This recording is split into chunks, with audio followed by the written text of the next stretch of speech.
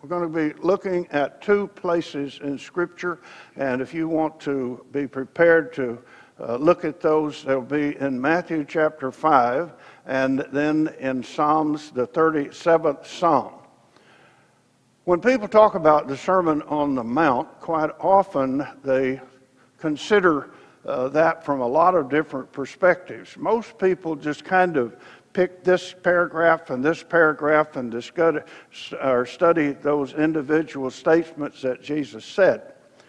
I remember a gentleman long ago who said that he viewed the Sermon on the Mount as rather the foundation, and that wouldn't be exactly it because Jesus is the foundation of the church, but he was saying it's kind of like the constitution of the church. It's the format of what the church is going to be like. Another one said, no, what the Sermon on the Mount really is Jesus' explanation to the Jews of what God meant the law to mean to them. But they got all involved in rule keeping and checking off, I've done this and I've done that, and the regulations that are involved, and focusing on them rather than ever getting to the real spirit of the law. And that Jesus is in the Sermon on the Mount essentially explaining the spirit of the law.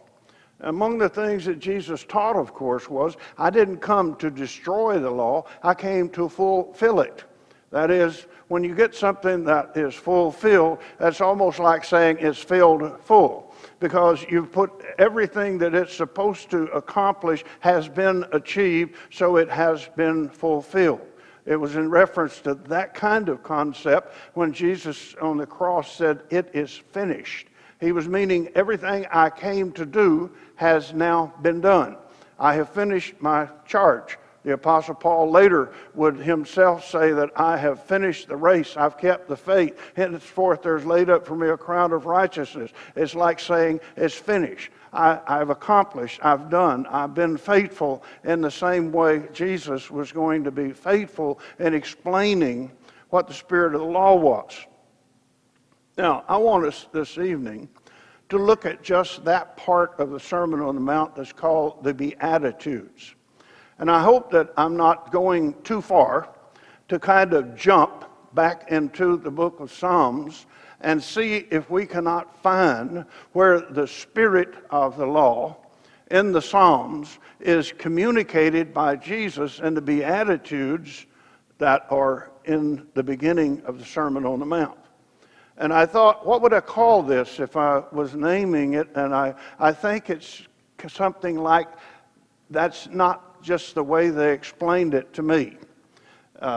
Is because you see, in our society in which we live, there are lots of things that people will tell you that are actually altogether different than what the Beatitudes say, altogether different than what the Sermon on the Mount claims. But whenever you go to Jesus, the Sermon on the Mount, and you go to the Psalms, in the 37th Psalm to David, you find that there is a consistency, and the consistency is in saying that if you will have these attitudes, if you will do these things, if you'll be in this kind of relationship with God, things will go well. You will be pleased with the outcome of what happens if you subscribe to all this. So let's look at the early part of Matthew chapter 5. And Jesus there, the first verse in the reading of that section, in verse 2, says that he opened his mouth and taught them, saying, Blessed are the poor in spirit, for theirs is the kingdom of heaven. Blessed are those who mourn, for they shall be comforted. Blessed are the meek, for they shall inherit the earth. And blessed are those who hunger and thirst for righteousness, for they shall be filled. Blessed, excuse me, I got off my place there when I looked at you. Blessed are the merciful, for they shall receive mercy. And blessed are the pure in heart, for they shall see God. Blessed are the peacemakers, for they shall be called the sons of God. And blessed are those who are persecuted for righteousness' sake, for theirs is the kingdom of heaven. He is saying that people who are sometimes considered to be in roles that you might say they're losers, the people who are meek and gentle, he said they're going to inherit the earth. That's the opposite of what they would tell us. They're saying that if you're going to be successful and if you're going to achieve, then you've got to ride over everybody else and step on people and not be meek, but be aggressive and bold. And he's saying something entirely different. Does it really consistently in Scriptures teach, even in Old Testament and New Testament, that really is the case? And look then at the 37th Psalm and the message that David, the friend of God, gave us in that. He said, "Fret not yourself because of evildoers. Be not envious of their wrongdoings. For they will soon fade like the grass, and the wither like the green herbs. Trust in the Lord and do good. Dwell in the land and befriend the fatherless. Delight yourself in the Lord, and he will give you the desires of your heart." He's saying, do good things. Be a good person. Be a blessing to other people. And as a consequence of being that kind of person, you'll be rewarded by God. That there is a reward that goes as a result of having been faithful. Delight yourself in the Lord, and he will give you the desires of your heart. Commit your way to the Lord. Trust in him, and he will act. He will bring forth your righteousness as the light, and your justice as the noonday. He will shine his light upon you, so to speak. He will focus, he will spotlight you as the people who are the example. Jesus would later say, you're the salt of the earth.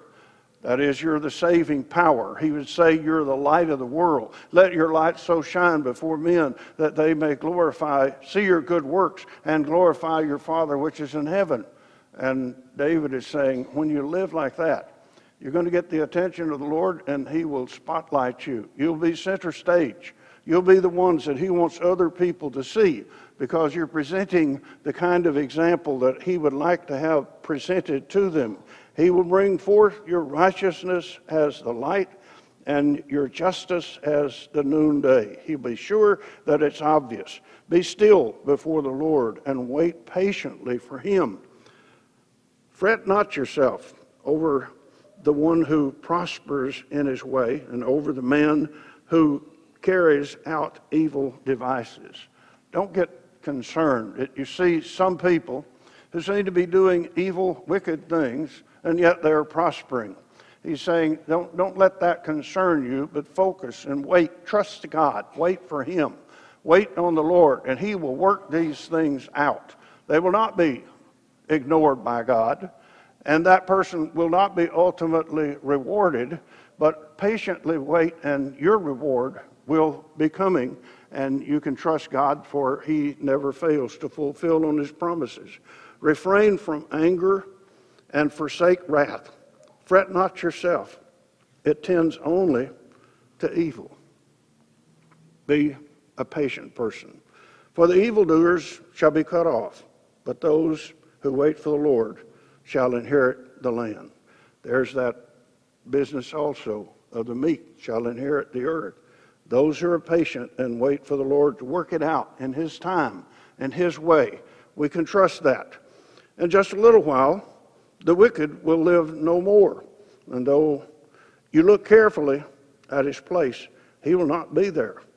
But the meek shall inherit the land and delight themselves in abundant peace. The ones who wait, the ones who meekly continue to do the will of God and trust him, will be rewarded. He promises again and again. The wicked plots against the righteous and gnashes his teeth at him, but the Lord laughs at the wicked, for he sees that his day is coming. The wicked draw the sword and bend their bows, and they bring down the poor and the needy and slay those whose way is upright. Their sword shall enter their own heart, and their bows shall be broken. They seem to triumph in their unkindness and their warlike ways. They would destroy and take over. But he said God does not ultimately allow that. He will bless those who are gently keeping his will. Better is the little that the righteous has than the abundance of many wicked. For the arms of the wicked shall be broken, but the Lord upholds the righteous. The Lord knows the days of the blameless, and their heritage will remain forever. They are not put to shame in the evil times. In the days of famine, they shall have abundance. God takes care of those who are faithful and does not forsake them. But the wicked shall perish. The enemies of the Lord are like the glory of the pastures. They vanish like smoke. They vanish away. The wicked borrows but does not pay back. But the righteous is generous and gives. For those blessed by the Lord shall inherit the land, but those cursed by him shall be cut off. The steps of a man are established by the Lord, and when he delights in his ways. And though he fall, he shall not be cast headlong, for the Lord upholds his hand. Even though he may stumble, the Lord will take care of him and help him through.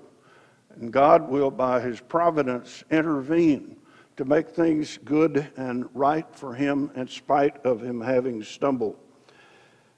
I have, he said in verse 25, a famous verse, I have been young, and now I'm old, and I have not seen the righteous forsaken or his children begging bread. He is ever lending generously, and his children become a blessing. Now, David did not say that there's never been anyone in the world who was faithful who suffered loss. He's not saying there's never been anyone faithful to the Lord who may have suffered, say, starvation, deprivation. He's not saying, he's saying, I have not, in my life, in my experience, I have not seen this.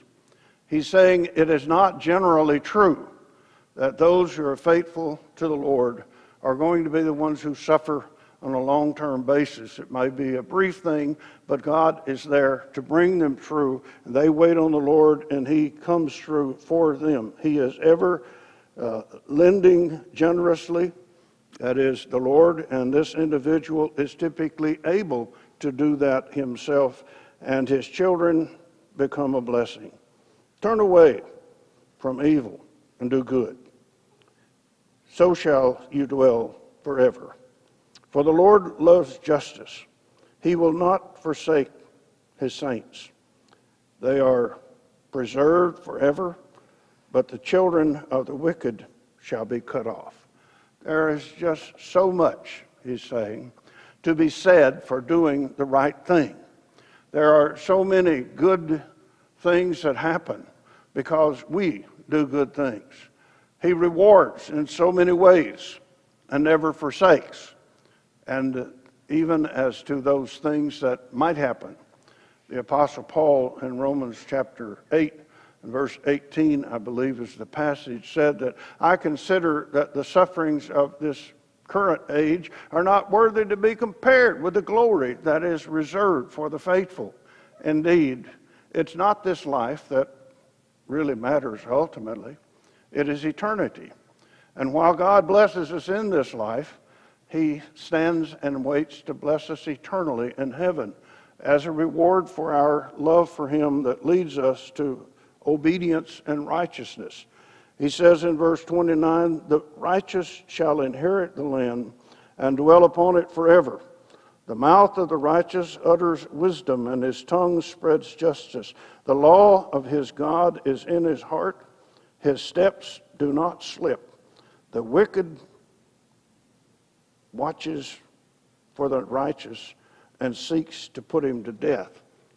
The Lord will not abandon him to that power, and will let him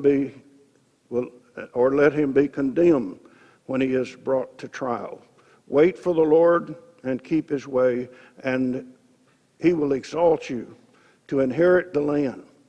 And you will look on whenever the wicked are cut off. You'll see the end result of those who were not faithful and were wicked, but you'll be rewarded in the meantime. I've seen a wicked, ruthless man spreading himself like a green laurel tree.